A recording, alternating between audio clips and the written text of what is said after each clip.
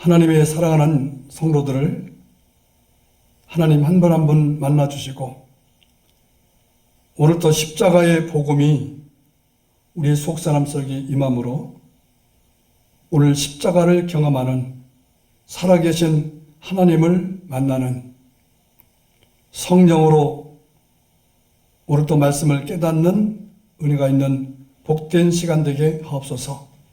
세상에 힘들고 어려운 일이 많이 있지만은 주님께 맡길 때에 그 문제도 해결될 줄로 믿습니다.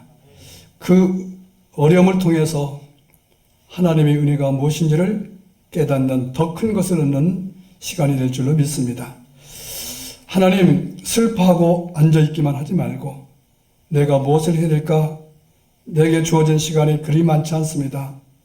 내가 무엇을 해야 될까를 깨닫고 그 일을 향해서 사도 바울처럼 달려가는 우리 순복음 영광교회 성도들 되게 하옵소서.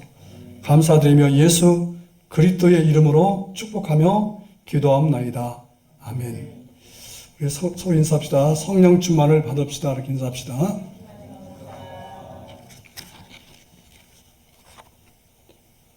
오늘 제목이 하나님의 은혜입니다 라는 제목으로 은혜를 나누려고 하는데, 우리 찬양 한 곡 부르고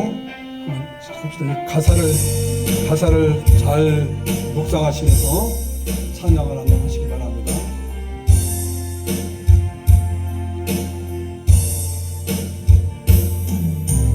지으시니가 하나님, 나를 부르시니가 하나님, 부르시니가 하나님, 나를 보내시니도 하나님, 보내시니도 하나님, 나이 다 된 것은 하나님 은혜라, 된 것은 하나님 은혜라.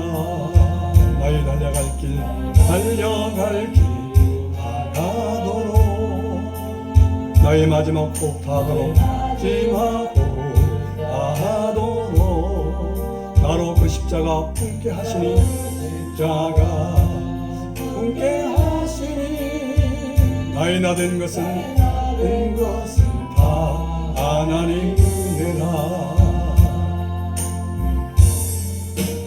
한량없는 은혜, 갚을 길 없는 은혜, 갚을 길 없는 은혜, 내 삶을 배워 사는 하나님의 은혜, 삶을 배워 사는 하나님의 은혜, 하나님의 은혜, 나 조정함 없이 그 땅을 밟음도, 조정함 없이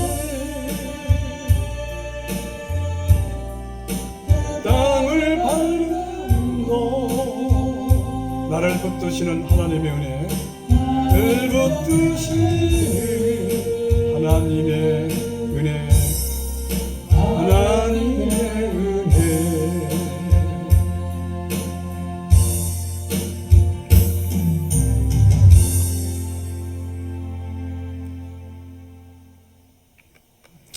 참 찬양을 이 곡도 잘 만들었지만은 가사도 참 잘 만드는 것 같습니다. 자, 그림 좀 보여주고요. 자, 여러분들 저 십자가를 한번 이렇게 한번 바라보면서 묵상을 해보시기 바랍니다. 저 십자가를 바라보면서 여러분들은 마음속에 어떤 마음이 듭니까? 어떤 생각을 하십니까?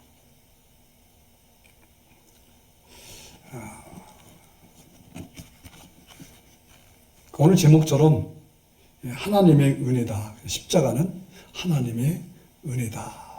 십자가가 물론 표식입니다. 상징입니다. 저 나무에서 무슨 은혜가 나오겠어요?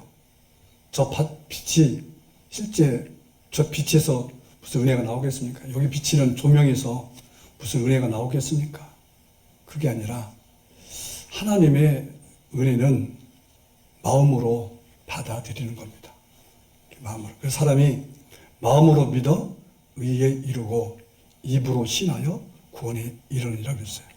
마음이라는 것이 그만큼 중요합니다. 우리 마음속에 지난주에 말씀드렸죠. 내 마음속에 내 생각 속에 무엇이 있는가, 무슨 생각을 하고 사는가, 무슨 마음을 품고 있는가, 그것이 나의 현실이고 나의 미래가 될 것이다.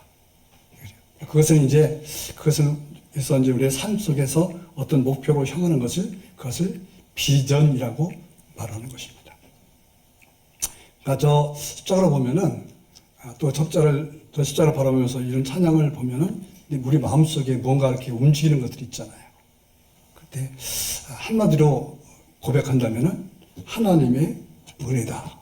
이렇게 고백할 수가 있는 것입니다. 자, 오늘 본문은 사도 바울의 고백이죠. 사도 바울의 모든 고백. 하나님의 은혜로라. 하나님의 은혜로라. 근데 그 앞에 뭐라고 했냐면은 나된 것은 하나님의 은혜로라. 이것은 사도 바울의 생각과 마음과 그리고 감정 그리고 그 안에는 모든 것들을 포함해서 고백하는 거예요. 하나님의 은혜로라. 그 안에 그 사도 바울의 인생이 담겨 있었습니다. 그 인생 속에 예수를 만난, 예수 그리스도의 은혜를 경험하고, 예수 때문에 복음 전하면서 수많은 박해와 핍박과 고통 속에서 그가 결론을 내린 것이 뭐냐? 하나님의 은혜로라. 여러분들에게도 그 고백이 있기를 주님의 이름으로 축원합니다. 여러분, 은혜라는 것은 보통 우리 삶 속에서 무엇인가 좋은 일이 일어날 때, 참 좋은 일이 있어서 참 은혜입니다. 라고 고백을 하죠. 그걸 보고 이제 감사라고 그러죠. 참 이렇게 내가 뭔가가 잘 돼서, 좋은 일이 있어서, 이렇게 해서 은혜다. 이렇게 고백을 할 수 있죠. 근데 사도 바울의 오늘 고백은 그럴 때 고백한 게 아니에요. 뭔가 잘 되고 좋은 일이 있었고 참 아무 어려움이 없이 형통한 삶을 살 때 내가 이렇게 된 것은 하나님의 은혜입니다. 이렇게 고백한 것이 아니라 사도 바울의 고백은 가장 힘들고 어려울 때예요. 사실 고린도전 15장은 무엇을 말하고 싶었냐면 예수님의 부활을 말하고 싶었어요. 부활을. 그러니까 예수님의 부활을 말하려면 첫 번째가 뭐냐면은 예수님이 죽으심에 대해서 말씀을 해야 됩니다. 부활은 죽음이 없이 될 수가 없잖아요. 죽으심. 그리고 그 전에 예수님의 탄생과 예수님의 고난과 예수님의 죽음, 그리고 부활. 그래서 이것을 예수님께서는 당신을 위해서 죽으셨습니다. 예수님은 당신을 위해서 이 땅에 오셨습니다. 예수님은 당신을 위해서 부활하셨습니다. 이것을 복음이에요. 이것을 영접하면은 이것은 예수님의 인격입니다. 이것을 영접해. 그 인격적으로 구원이라는 것은 무슨 나무떼기 같이 그런 것들이 아닙니다. 인격이에요, 인격. 마음이란 그 말이에요. 그래서 우리 예수님께서 그걸 가지고 왔을 때 영접하지 아니하였다. 그것을 영접하지 않았다는 거죠. 여러분, 예수님은 인격적으로 영접하셨습니까? 그게 진짜 그런 삶이 구원받는 거예요. 그냥 예수님을 내 인생에 어떤 잘되게 형통하기 위한 도구로 사용된다면은 그 사람은 그냥 종교 하나 믿는 거죠. 볼 수 있죠. 물론 그렇게 하다가 이제 어느 날 갑자기 변화돼서 눈물 콧물 다 흘리고 예수를 믿게 되는 거죠. 그 과정도 필요합니다. 인격적으로 예수님을 만났다. 그때가 언제냐? 가장 힘들고 어려울 때다. 그래서 고린도전서 15장이 말씀하다가 제가 다른 얘기 있는데 15장은 예수님의 생애에 대해서 말씀을 했거든요. 그래 나는 그것을 예수님의 탄생과 예수님의 그 고난받으심과 죽으심과 부활을 전하는 자로 선택을 받았다. 그래서 자기 자신을 뭐라고 하냐면 복음 전하는 자. 자기는 예수님 만났기 때문에 나는 사도다. 이 사도라는 말은 어떤 뜻이냐면 사도라는 말은 예수님이 살아계실 때 생전에 계실 때 예수님 직접 너는 내 제자야 라고 선택한 사람들을 사도라고 그러죠. 그게 사도성입니다. 근데 바울은 나는 예수님은 성령을 통해서 예수님을 음성을 들었고 만났다. 근데 문제가 뭐냐면은 이 바울에 대해서 사도성에 대해서 인정을 안 하는 거예요. 사람들이. 유대인들도 인정 않고 이방인들도 인정을 안 하는 거예요. 여러분, 가장 힘든 게 뭔지 아십니까? 내가 이런 자격이 있고 내가 이런 정체성을 가졌는데 인정하지 않을 때.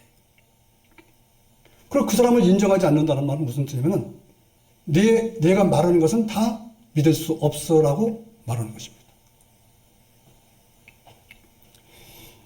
아주 그게 중요한 거거든요. 네가 말하는 걸 믿을 수 없어. 여러분, 목사님 말하는 걸 믿으십니까? 여러분들이 목사님을 인간적으로 보면은 믿을 게 없죠. 그게 가장 힘든 거예요. 목회자가 되면서요. 가장 힘든 게 뭐냐. 성도들이 강단에서 전하는 말씀을 믿지 않을 때, 받아들이지 않을 때, 그때가 가장 목회자는 힘들어요. 왜냐하면 그 말을 믿지 않으면 구원일 수가 없잖아요.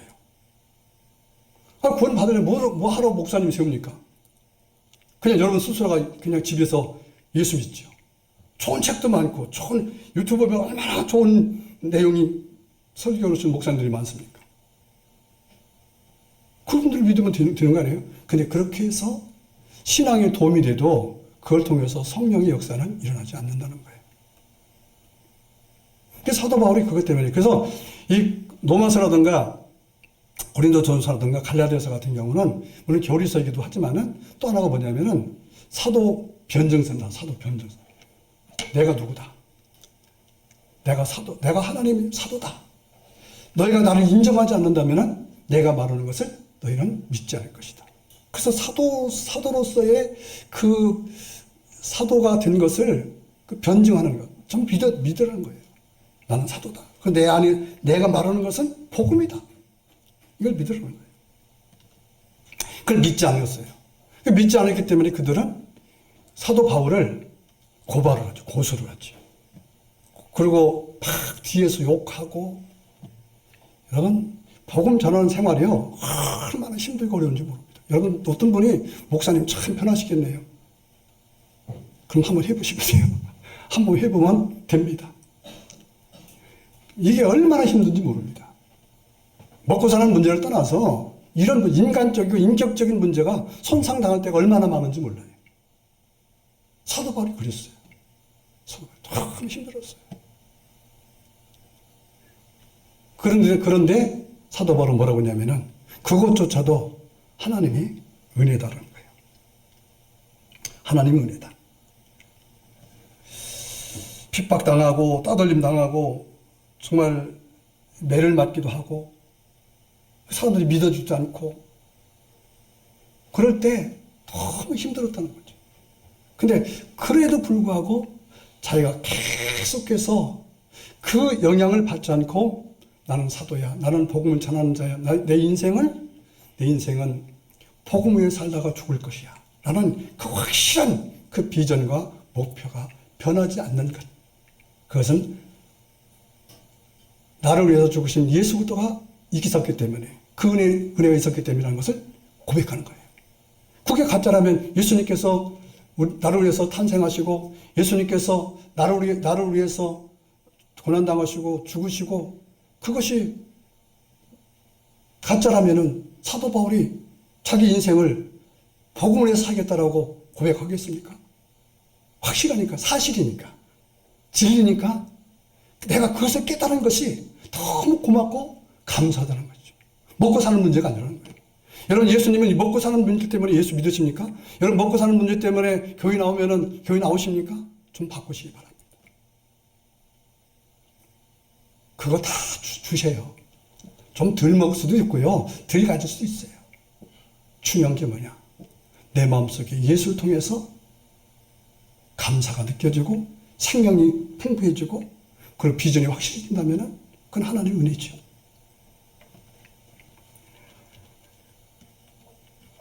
이 사도 바울은 어떤 사람이었습니까? 과거에는 예수님을 믿는 사람들, 물론 예수님이 십자가 돌아가신 후에 그 뒤에 한 30년 후에 사도가 예수를 믿게 돼요. 한 30년 후에, 예수님 죽으신 다음 30년 후에. 근데 그때 어떤 일이 있었냐면은 교회가 막 불꽃처럼 붕괴 됩니다. 12사도들이 나가서 사도행전에서 성령을 받은 다음에, 그러니까 이 교회가요, 성령 받지 않으면 안 돼요. 성령 받지 않으면은 그냥 일반적인 모임뿐이 안 돼요. 성령이 있어야 됩니다. 사도행전이라는 그 사도행전이 있잖아요. 사복음서와 서신서 중간에 교회 역사서 있잖아요. 이 성경의 이 구성이 아주 기가 막혀요. 모세의경은 교과서. 그 다음에 역사서가 있잖아요. 이제 열왕의 상하 같은 거, 사무엘 상하 이런 건 역사서입니다. 그리고 그 다음에 이제 시가서가 있잖아요. 그 시가서는 뭐냐면은 하나님을 믿고 난 다음에 은혜를 받은 사람들의 고백이 있단 말이죠. 그리고 그 뒤에는 선지서가 있잖아요. 선지서는 뭡니까? 앞으로 선지자들이 이제 그 역사서를 보면서 이게 선지서는 역사서 속에 있는 거죠. 근데 그 상황을 보면서 그 상황에 대해서 말하는 거예요. 잘못된 건 잘못됐다, 좋은 건 좋다, 이것을 말하는 것이 선지서입니다. 선지서가 뭐냐면은 예언서예요. 예언서. 너희가 이렇게 살면 내가 복을 받게 될 것이고, 이렇게 살면 안 될 것이라는 것을 말하는 것이 선지서입니다. 똑같이 신약성경에도 똑같이 구성이 되어 있어요. 똑같이 구조가. 그래서 제가 성경을 설교를 할 때 그냥 무조건 하는 게 아니에요. 그것을 다 염두에 두고 그리고 설교 본문 정할 때도 텍스트를 정하고 역사서를 정하고 그 다음에는 이런 교리서 이런 것을 정하고 그 다음에는 마지막에는 또 이제 그 앞으로 마지막에 되어질 일 요한계시록이죠. 그것을 구성해서 제가 말씀을 드리고 있는 거예요. 자, 이 사도 바울은 어떤 사람이냐면 사도 바울은 디모데 전서 1장 15절 같이 한번 읽어봅니다. mit보다 모든 사람이 받을 만한 이 말이요 그리스도 예수께서 죄인을 구하시려고 세상에 임하셨다 하였도다. 죄인 중에 내가 괴수다. 사도 바울이 뭐라고 했냐면은 내가 예수 믿는 사람들을 체포하고 잡아 죽이는데 앞장선 사람이라는 거예요. 그걸 괴수라고 그러죠. 두목이라는 거죠. 나쁜 사람의 두목이라는 거예요. 여러분, 나쁜 사람의 두목이 되면은 어떻게 되겠어요? 사람 버린 사람이죠. 벌 받아야죠. 근데 그럼에도 불구하고 하나님은 그에게 엄청난 일을 맡기셨다는 거죠. 사도행전 9장 15절 읽어봅니다. 주께서 이러시되 가라 이 사람은 내 이름을 이방인과 임금들과 이스라엘 자손들에게 전하기 위하여 택한 나의 그릇이라. 사도 바울이 다메섹으로 예수 믿는 사람들을 잡으러 갈 때 그 도상에서 성령을 받게 됩니다. 예수님을 만나게 됩니다. 오늘도 여러분들 예수 만나기를 주님 이름으로 축원합니다. 예수님 만나야 됩니다. 그 예수님 만났어요. 만나서 이제 그때 유대인들이 제자들이 그 바울이 자기를 너를 위해서 지금 너희를 구원하기 위해서 복음 전하기 위해서 지금 어느 지역에 있다. 그러니까 가서 좀 기도를 해주라. 그때는 왜냐하면은 사도 바울이 다메섹에서 강력한 복음을 알게 되고 깨닫게 되고 성령을 받게 되죠. 그때 너무 그 빛이 너무 성령의 빛이 강했기 때문에 눈이 안질이 걸려버렸어요. 눈이 멀어버렸어요. 그래서 가서 기도해 주라는 거죠. 그러니까 뭐라고 하냐면은 이 아나니아라는 사람이 나 싫습니다. 어떻게 그가 그를 기도해 줄 수가 있겠습니까? 그러니까 오늘 방금 읽은 말씀이 바로 그거예요. 가서 기도해 줘라. 가서 기도해 줘라. 왜냐하면은 그 사람은 나의 택한 사람이다. 이방인에게 복음을 전하기 위한 나의 택한 그릇이라는 거죠. 내가 택했으니 가라는 거죠. 사도 바울이 나중에 지나고 나서 좀 시간이 지나고 나서 깨닫는 거예요. 내가 예수님을 믿는 사람들을 잡아 죽이려고 했는데. 그 예수님 말했잖아요. 강한 불빛이 바울아 바울아 부르니까, 그땐 사울이죠. 사울아 사울아 이름을 부르니까 니십니까? 음성을 들었단 말이죠. 그러니까 그 음성이 들렸는데, 그 음성이 뭐라고 했냐면 내가 핍박하는 예수다 그랬어요. 예수 믿는 사람들을 잡으러 가니까, 교회를 핍박하니까, 복음 전하는 자를 핍박하니까 예수님이 뭐라고 하냐면 그 핍박은 나를 핍박하는 거다. 여러분, 교회를 우습게 보지 마세요. 기도하는 사람도 우습게 보지 마세요. 이게 어떤 분이 그래요. 뭐 협박하시나? 아니에요. 그리스도의 몸이라고 했어요. 그래서 교회론이 나와요. 그래서 이제 성경을 쭉 보면은 빌립보서라든가 에베소 이런 것들은 다 교회론입니다. 교회론. 교회는 무엇이고, 교회 내에 성도는 누구이며, 이런 것들이 이제 나오는 것이 교회론이에요. 내가 핍박하던 예수다 그랬어요. 이게 보면은 사도 바울은 구원은커녕 사도가 될 수 있는 자격이 없어요. 본인이 생각이 그래요. 내가 예수님을 핍박했고 교회를 말살시키려고 했는데 어떻게 내가 구원받고, 그런 사람이 어떻게 열방의 선교사가 될 수 있는, 목사님이 될 수 있는, 복음 전하는 자가 될 수 있는 그 은혜를 받을 수가 있는가? 이것은 절대적으로 하나님의 은혜라는 것을 깨달았어요. 여러분, 이 은혜를 깨닫기를 주님의 이름으로 부탁합니다. 이 은혜를 깨달으십시오. 예수님 믿는데 빨리 깨달아서 시간 낭비하지 않기를 바랍니다. 깨닫는 것이 중요해요. 알아야 되는 거예요. 알려면 성령의 도우심을 받아야 되는 것입니다.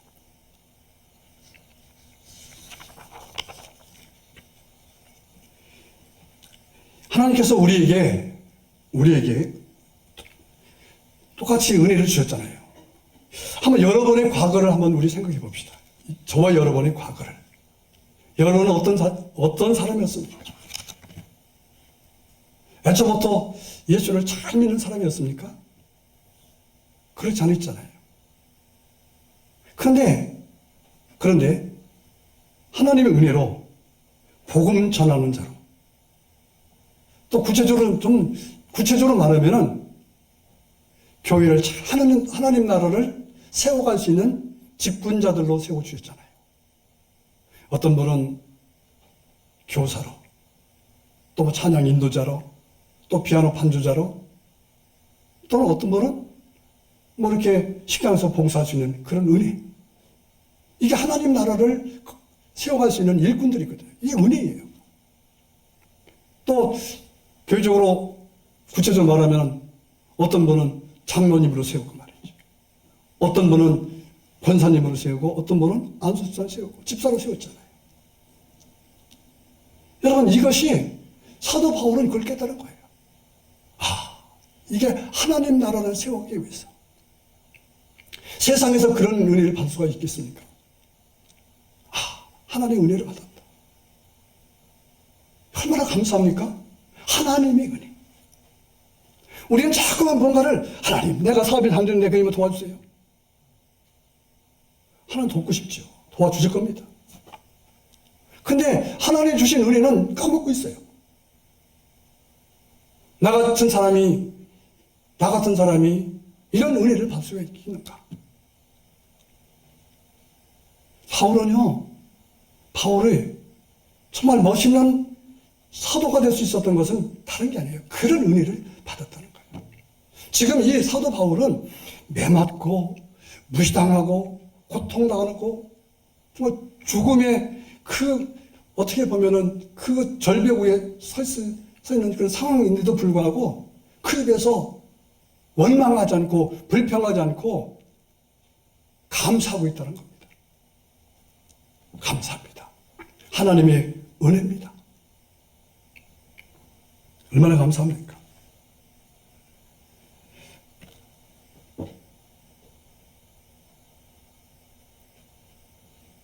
이 사도 바울이 또 하나, 여러 가지 있었지만은 그 중에서 하나가 뭐냐면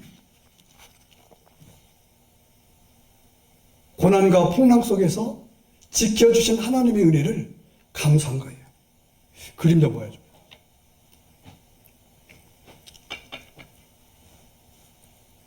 사도 바울이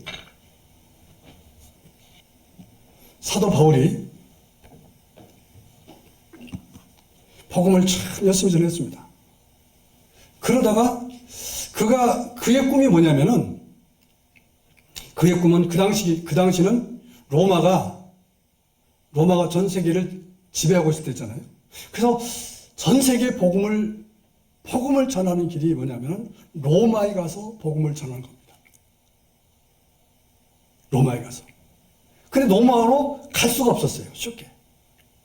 로마로 쉽게 갈 수가 없었습니다.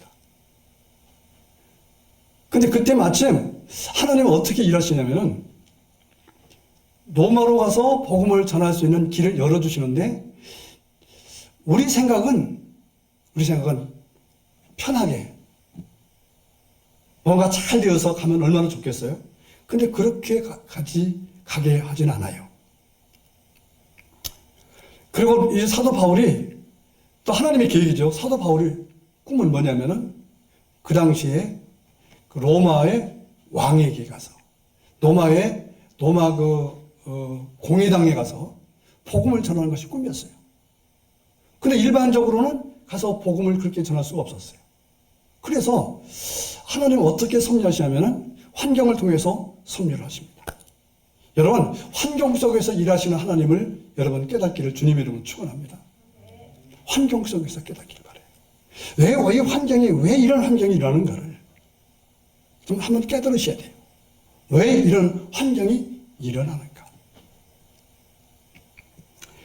그 복음을 전하다가 그가 에베소 지역에서 복음을 전하다가 그 감옥에 가게 되죠.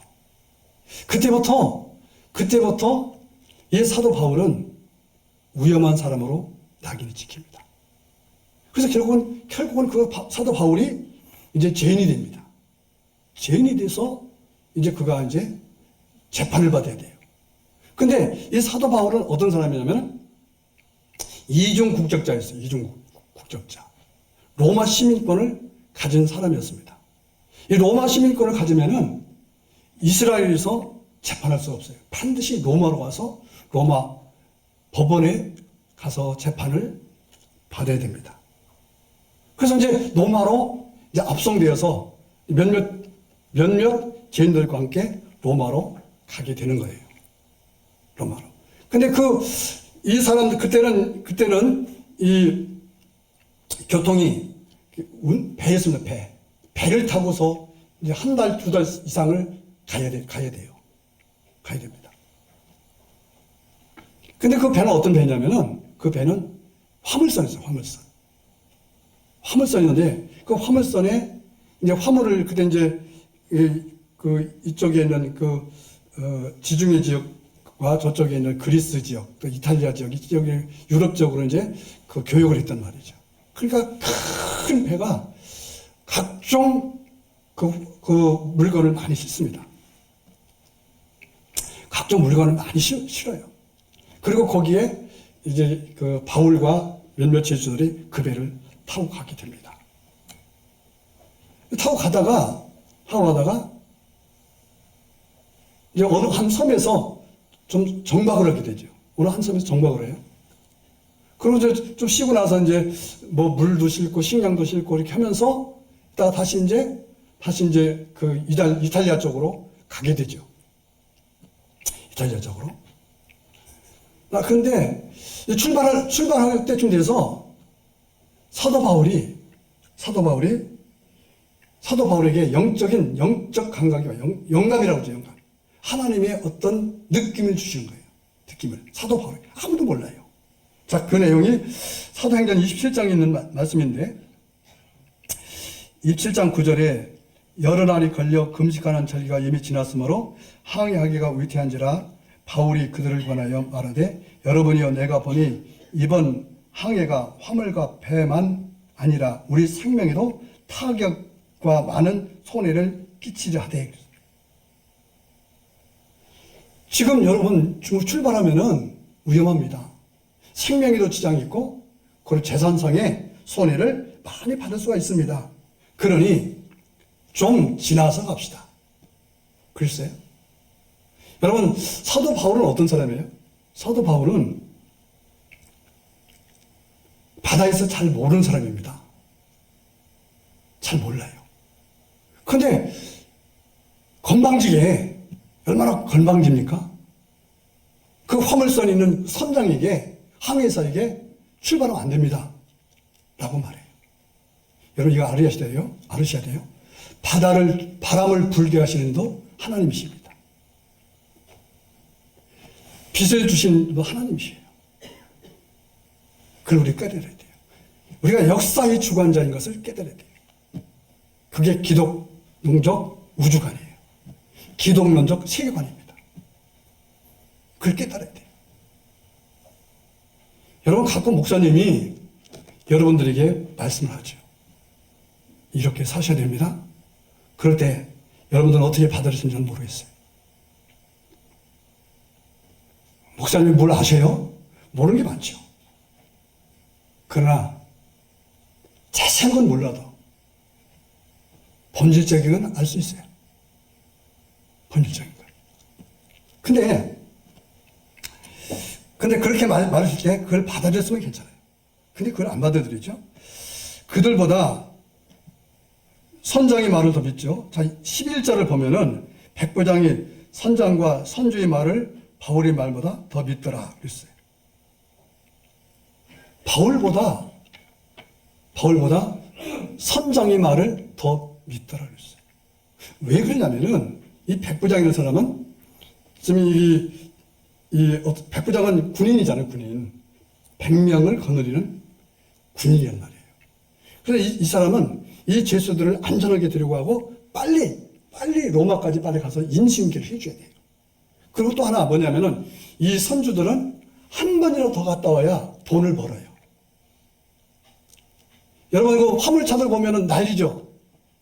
한 번이 더 하려고. 덤프트럭도 보면요, 난립니다, 난리고. 막 무서워요.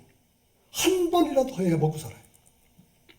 여러분, 하루라도 일해야 먹고 살아요. 그게 인간의 욕심이죠. 그리고 이들은 그것 때문에 공부를 해요. 먹고 사는 것 때문에 공부를 합니다. 유명해지려고. 그거 잘하면 유명해지죠. 지금 명예를 얻게 되죠. 부도 얻게 되죠. 그래서 그거 가지면은 편리해요. 그렇잖아요. 종부 사기도 하고, 또 어려운 일 때 그거 다 해결할 수 있잖아요. 이제 그렇게 되면은 이제 신앙은 다 떨어져 나가는 거예요, 이제. 신앙은. 돈이면 다 최고고, 권세면 최고고, 이렇게 되면은 다 떨어져. 그것 때문에 이 사람들이 사는 거죠. 무슨 말이냐. 이렇게 날씨가 좋은데, 빨리 가야지. 바울의 말은, 제가 들어도 바울의 말은 아마 믿을 수가 없다고 생각해요. 여러분, 어떻게 생각하십니까? 오늘 이 말씀을 통해서 여러분들에게 느낌과 믿음과 변화가 있길 바라요. 여러분의 신앙이, 인생이 바뀌어지길 바랍니다. 사도 바울 죄수예요. 야, 니까지 그 죄수가 뭐를 해? 알아. 죄수는 일단 무섭게 보잖아요. 나쁜 놈이라고 인정받잖아요. 거창스럽잖아요. 그런데 건방지게 떠나지 맙시다. 만약 떠나면은 위험합니다. 여기 있는 물건 다 손해볼 수 있습니다. 이게요. 근데 사도 바울이 괜히 그렇게 사도 바울은요, 아무 상관없어요. 어차피 가도 죽어요. 여기 죽으나, 이 사람들 재산이 바울 겁니까? 아니란 말이에요.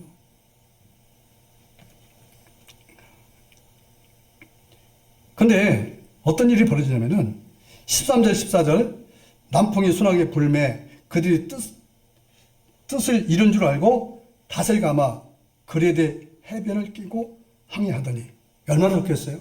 그 사도 바울은 나쁜 놈인 거예요. 이게 기분 나쁘게 만드는 놈이에요. 그렇죠? 근데 들어보세요. 얼마 안 돼요. 섬 가운데로부터 유라굴로라는 광풍이 크게 일어나니 그랬어요. 갑자기 어느 정도 바다 좀 깊은 데 갈 때 갑자기 광풍이 일었다는 거예요. 갑자기 광풍이 일어났어요. 여러분, 저 광풍이 일어나면은요, 어떤 일이 벌어질까요? 제일 처음에는요, 내 재산, 내 재산, 내 재산, 내 재산, 그래. 여러분, 그것 때문에 살았잖아요. 그것 때문에. 이 선주들은요, 이 화물칸에는 화물을 빠뜨리면 파산입니다. 파산뿐 아니라 죽을 수도 있어요. 근데 좀 이것이 어떤 어려움이 길어지면은 그까짓 문제가 되는 게 아니에요. 나 살아야 돼. 나 살려고. 그러니까 어떻게 되겠어요? 당연하게 배에 있는 화물을 다 버리겠죠. 뭐 지금처럼 무슨 뭐 1톤이니까 1톤 딱 정량 치웠겠어요? 여러분 좀 느끼시기 바랍니다. 나한테 이런 일이 일어나겠어? 아니니까 말씀드리는 거예요. 나한테 이렇게 이런 일이 일어날 수 있는 거예요. 아니, 일어납니다. 일어나는 거예요. 그래서 말씀드리는 거예요.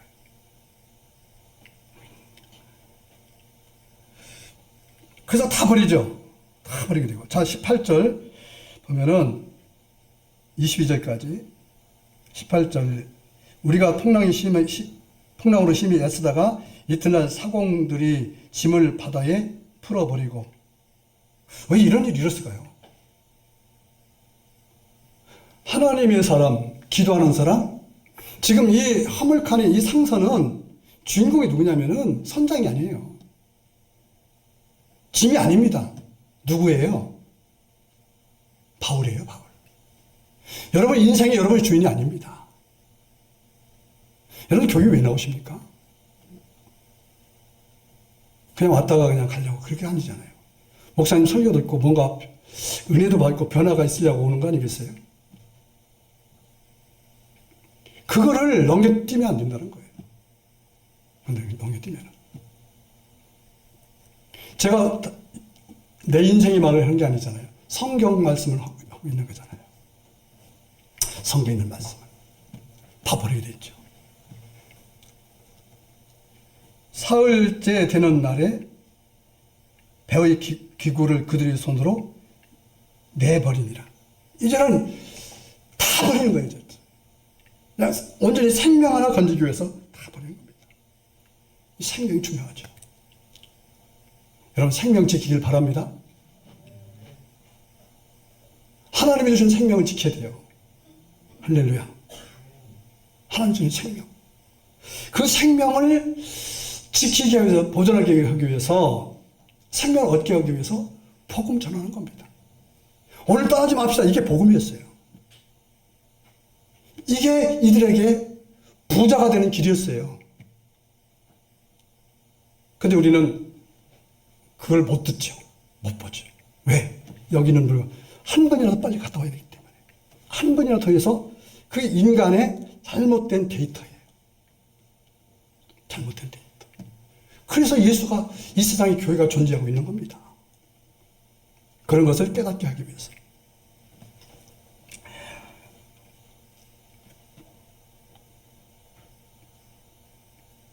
그때 하나님이 은혜가 임하죠. 왜냐하면 사도 바울 때문이에요. 사도 바울 때문에, 이 선장들 때문이 아닙니다, 여러분들. 사도 바울 때문에 하나님의 은혜가 임하는 것입니다.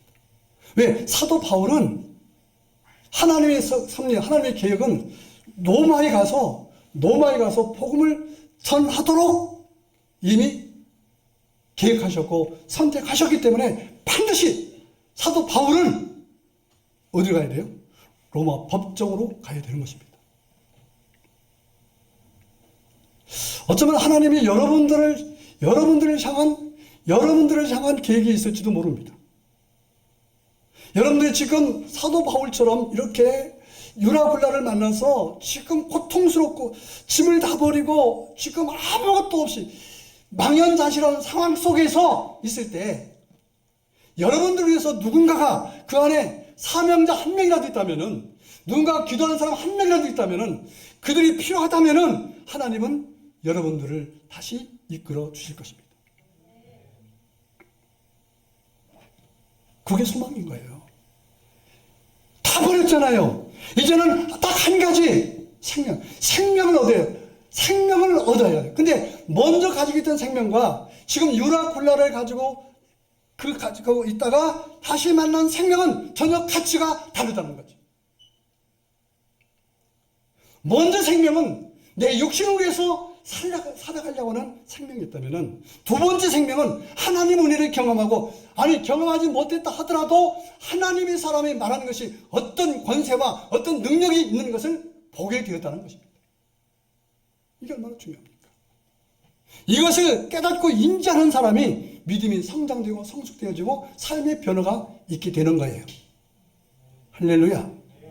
그래서 우리 주변에 병든 자를 치유하는 것을 보게 되고, 망한 사람들이 예수 잘 믿어서 회개해서 회복하는 것을 듣게 하시고 보게 하신다는 것입니다. 왜요? 깨달으라고. 너도 그렇게 되라는 거지. 또 그 사람에게 준 은혜도 똑같이 그 사람에게만 한정적으로 주는 것이 아니라 너도 줄 수 있다는 것입니다. 여러분도 줄 수 있다는 것을 우리 성경에서 말씀하고 있는 거예요. 할렐루야. 아멘 아닙니까? 자, 이때 사도 바울에게 하나님의 은혜가 임하게 되는 것입니다. 22절, 25절까지. 사도행전 7장 22절, 25절까지입니다. 내가 너희를 권하노니 이제는 안심하라. 너희 중 아무도 생명에는 아무런 손상이 없겠고 오직 백분이라. 내가 속한 바 곧 내가 섬기는 하나님의 사자가 이제 밤에 내 곁에 서서 말하되, 바울아 두려워하지 말라. 내가 가이사 앞에 서야 하겠고 또 하나님께서 너와 함께 항연한 자를 다 내게 주었다 하셨으니 그러므로 여러분이여 안심하라. 나는 내게 말씀하신 그대로 되리라고 하나님을 믿노라. 자, 보세요. 안심하라는 거죠. 하나님 말씀합니다. 사도 바울에게 두려워하지 말아라. 사도 바울도 떨었겠죠. 여기서 죽을 수 있다. 두려워하지 말라는 거예요. 그리고 그 말씀 듣고 나서 그 배에 있는 선원들에게 안심을 하는 거지. 안심하라. 근데 보세요. 왜 선원들을 거기서 하나님께서 다 이 배가 뒤집어서 죽게 하실 수도 있잖아요. 그리고 사도 바울만 살릴 수도 있잖아요. 근데 그렇게 하지 않았다는 거죠. 왜요? 이 선원들이 있어야 배를 저어서 갈 수 있어요. 근데 어떻게 보면은 이 선원들에게도 바울의 은혜가 임한 거죠. 여러분, 신앙생활은 혼자 하는 것도 아니에요. 더불어 하는 것입니다. 할렐루야? 더불어 하는 거예요. 더불어. 지금 이 사람들은 무서움이 떨고 있을 때 생명을 얻은 것은 누구 때문이에요? 사도 바울 때문이죠. 사도 바울 때문에. 그러니까 이제는 사도 바울 때문에 얻었으니 사도 바울의 사역, 하나님의 일이잖아요. 사도 바울이 일은 하나님의 일이잖아요. 그 일을 위해서 너희가 같이 도우라는 거예요. 이 세상 사람들이요, 예수 안 믿는 사람 다 돕습니다. 도와요. 오히려 어떻게 보면요, 예수 안 믿는 사람들이 어떤 사람들은요, 더 잘 도와요. 교회를 더 잘 돕습니다. 제가 옛날에 간증 하나 들었는데, 여러분 들으셨나요? 저 시골 경상도에 절이 있었어요. 저 산절.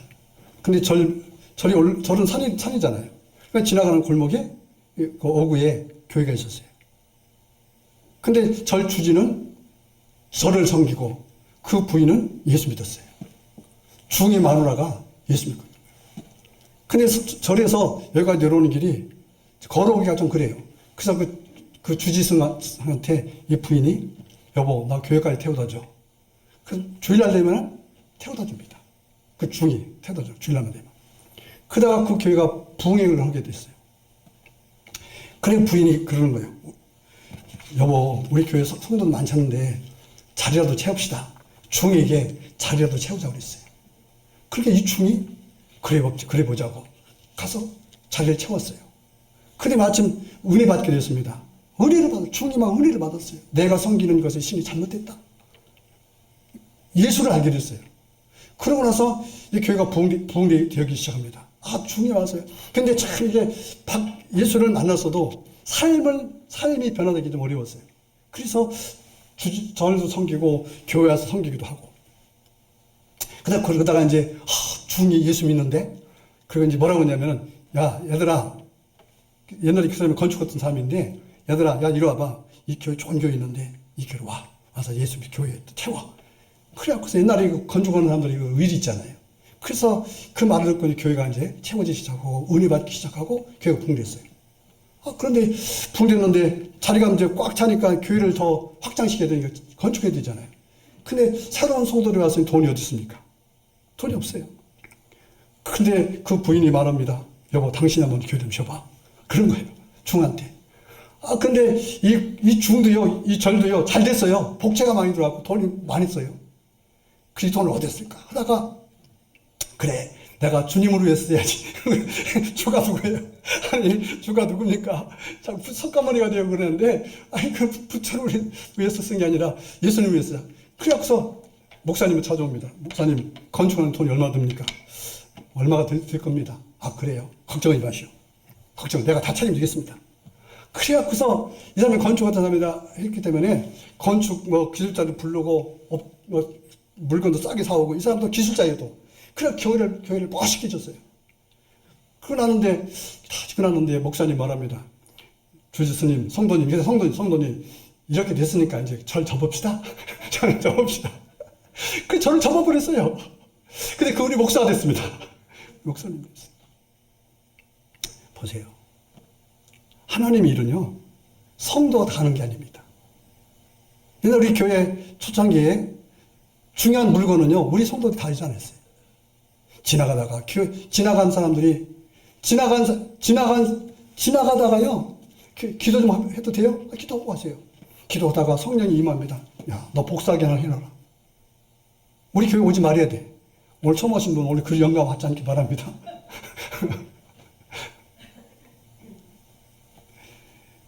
지나가다 그랬어요. 지나가. 처음 오다가 보면 무슨 물건 하나, 그때는 제가 광고를 많이 냈잖아요. 지금은 무서워서 못 내지만. 그러니까 그러면요, 전화가 와요. 제가 뭘 하겠습니다. 어떻게 하겠습니다. 제가 어느 때는 무슨 말이면은, 목사님, 헌금이 얼마나 필요하십니까? 그럼 그분들이 대단하게 제가요, 사실은 다른 교회 다니는 분들이 그런 거를 썩 좋아하는 사람이 아니에요. 왜냐하면 우리 교인들이 하기를 원해요. 마음을 품고 교회 섬기는 마음으로 하나씩 만들어내기를 제가 원하는 사람이지, 제가 그걸 원했으면요, 우리 교회에 부족함이 없는 교회 됩니다. 제가 그러지 않아요. 제 원칙이 그겁니다. 내가 섬기는 교회에서 내 성도들이 하는 거예요. 좀 없으면 하지 말고 있으면 하도록 하는 거예요. 그래서 더불어 산다는 말씀을 하다가 그렇게 했는데, 더불어 일하는 선원들을 통해서 선원들을 그렇게 만든 거, 그렇게 은혜를 주고 그런 걸 목격하고 그래서 알게 돼. 야, 저 사람은 대단한 사람이다. 그러니까 이제 그 사람의 말대로 가는 거예요. 그러니까 그 사람 때문에, 그 사도 바울 때문에 가이사 앞에 서야 되기 때문에 하나님은 환경을 만들어 가시는 거예요. 자, 한번 들어보세요. 여러분들이 예수 믿는 삶이죠. 기업을 한다, 직장에 한다. 오늘 말씀을 통해서 여러분들이 그렇게 붙잡아 보세요. 하나님께, 그리고 긴가민가하기만 확실하게 말씀 선포하세요. 이건 하나님의 일입니다. 제가 강단이 좀 강하죠. 왜? 하나님의 일이니까. 하나님의 일, 그걸 믿고 가면 되는 거예요. 할렐루야. 그걸 갖고 가면은 하나님의 역사하시는 겁니다. 아멘 아닙니까? 할렐루야.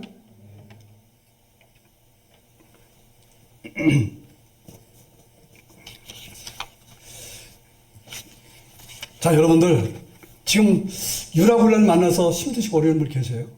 괜찮아요. 목사님이 계셔요. 할렐루야. 목사님이 사명 끝나지 않았어요. 해야 될 일이 아주 많아요. 제가 어느 때는 솔직히 말해서 은퇴를 일찍 하고 싶을 때도 많아요.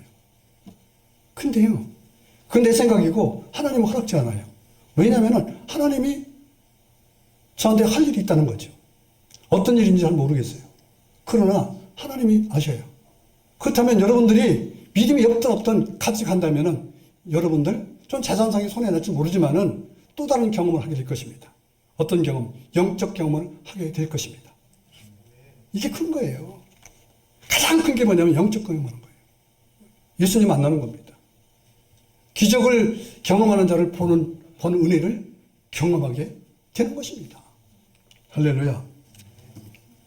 어떤 직장인이 이제 출근할 때 출근 얼마나 바쁩니까? 저 신호등 사거리인데 저 멀리서 보니까 빨간불이에요. 근데 우리가 예감을 하잖아요.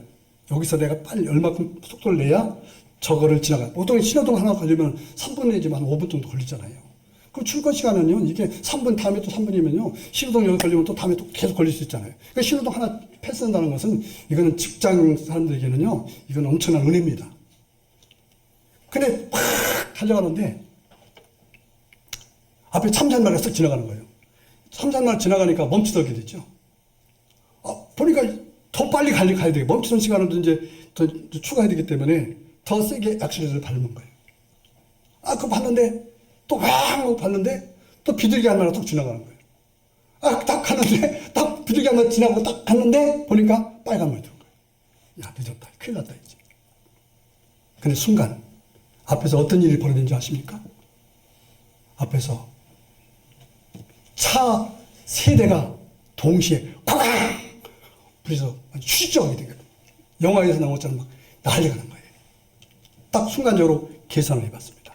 내가 만약 참새 한 마리가 지나가지 않았고 비둘기 한 마리가 지나가지 않았다면 내가 저 사고의 주인공이 될 것이다. 죽었을 것이라는 거죠.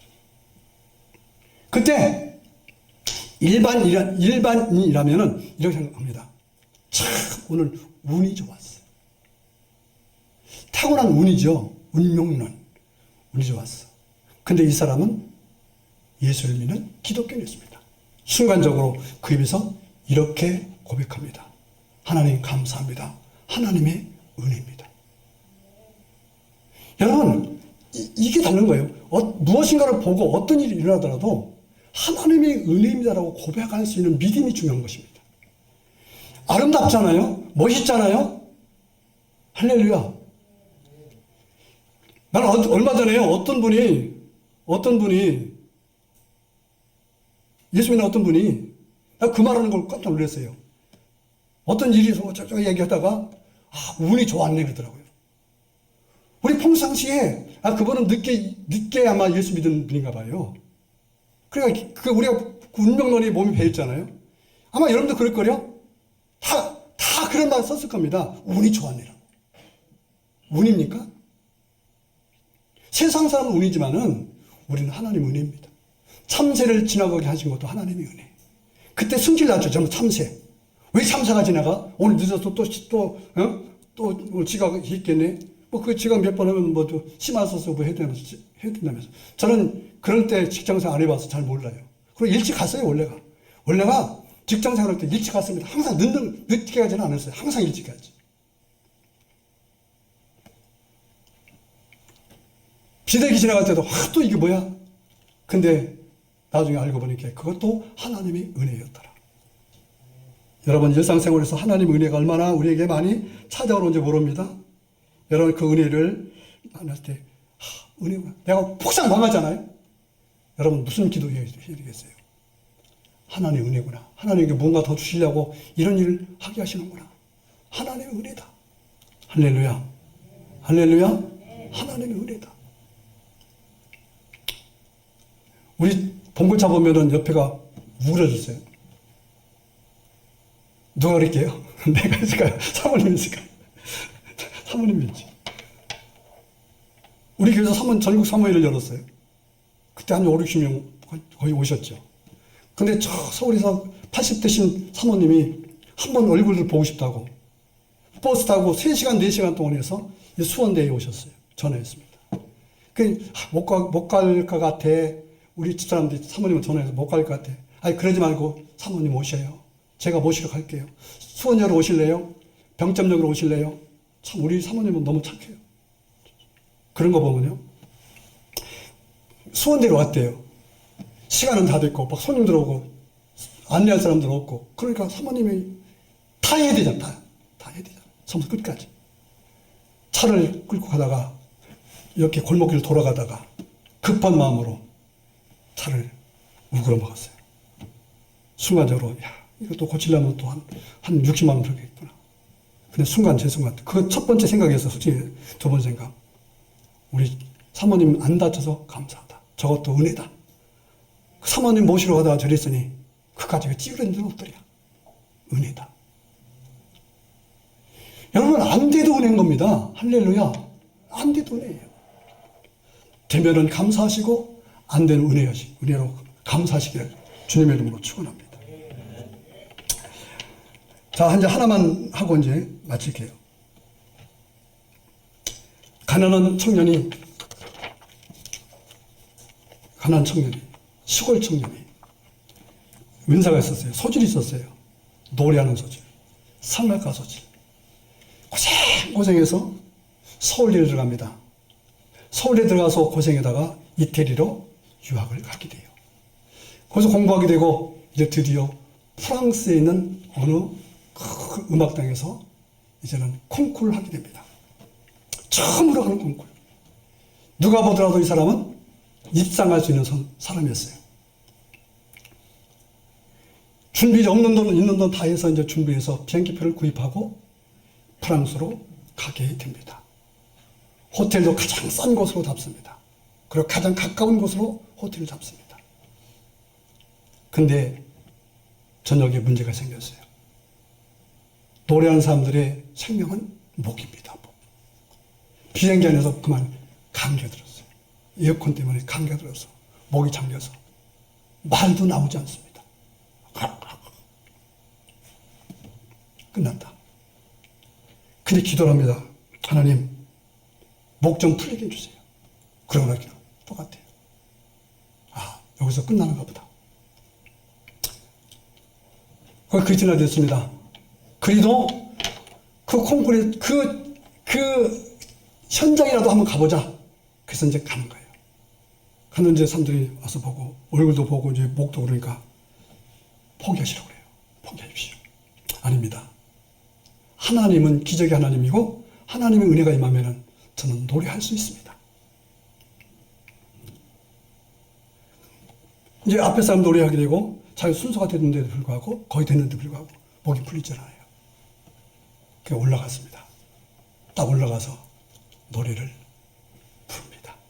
그 놀라운 일이 생겼어요. 목이 풀어져요.